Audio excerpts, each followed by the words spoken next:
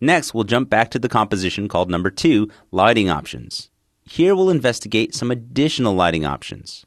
So first, let's kill our spotlight by selecting it, then using backspace or delete to get rid of it. Then, from our source materials, choose 3D renders, and we're going to use the single takoyaki element and make him 3D. Once we add a light using our shortcut key, Ctrl-Alt-Shift and L, or using Command-Option-Shift-L on a Mac, we can create a new light. This time our light is going to be a spotlight. Our intensity will be 100 with the cone angle and the cone feather the same, but we'll modify this so that it casts shadows. When we click OK, we know that the light is casting shadows, but we're not seeing any shadows in our scene. The reason for this is that the layer itself has different properties which need to be turned on in order to cast shadows. By simply clicking and dragging the light over to the side, we see that the layer reacts to the light. We'll select the layer, then type AA on the keyboard to open up the material options for the layer. At the very top, we can see that Cast Shadows is turned off by default. By turning it on, this layer will now cast shadows from lights that create shadows. However, this layer is fairly dark. In order to modify this, we can change the rotation by typing R on the keyboard, then modify its orientation on the Y-axis so that it faces the light. The more it faces the light, the more light is reflected from those pixels and the brighter it becomes. However, if we move this away from the light again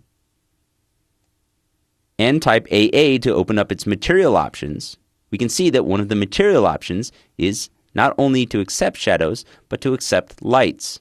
If we turn accepts lights from on to off, After Effects is no longer going to use the lights in the scene to light this layer. Instead, After Effects will use the layer's color and opacity to define the luminance for this 3D layer. We'll turn Accept Lights back on, then twirl up the material properties for this layer, and move our light a little bit further from the center.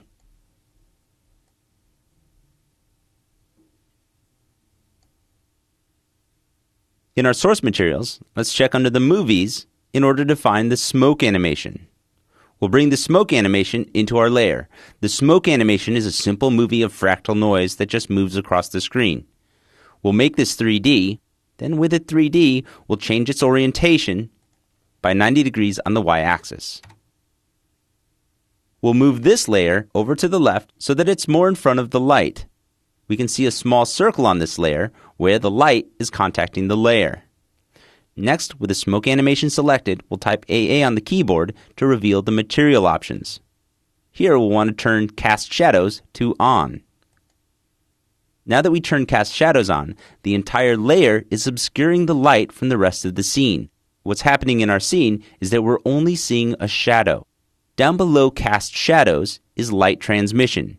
We can change the way the pixels on this layer interact with the light by modifying its light transmission. With the light transmission value of 0, no light is going through this layer.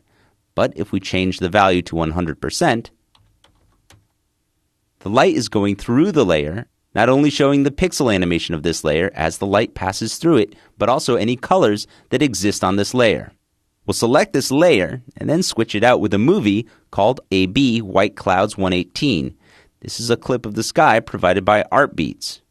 We'll simply select the layer, then holding the Alt or the Option key, drag down into the timeline to switch that layer out.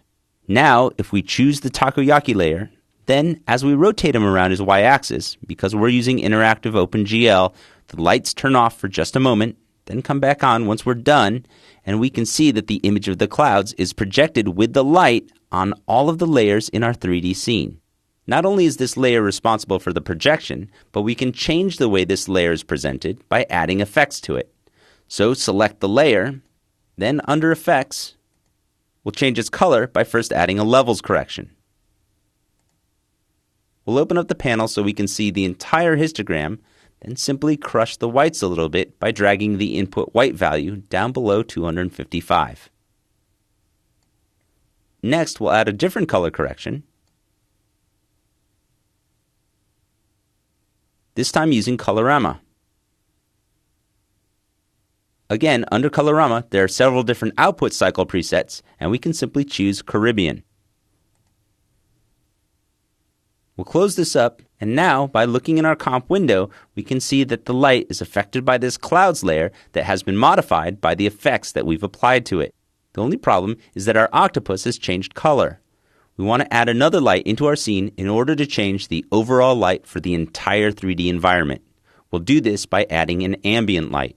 So using Alt-Control-Shift and L, or Command-Option-Shift-L, we can add a new light, this time calling it ambient, and changing the light type to ambient. Now most times you're not going to want to use an ambient light that has an intensity value of 100%. This is going to blow out all of the shadows in your scene. Instead, we're only going to use our ambient light as a small fill for our scene. So we'll change the intensity value from 100 down to about 30. We'll also change the color value from white to a little bit more pink. Then click OK. Now we can see that we have a little more pink inside the shadows of our scene, but where the light is brightest, it's still blue, and because our octopus character was in shadow, bringing that pink ambient light has really brought up the reds in him. Now the way our shadows are rendered is described by a shadow map.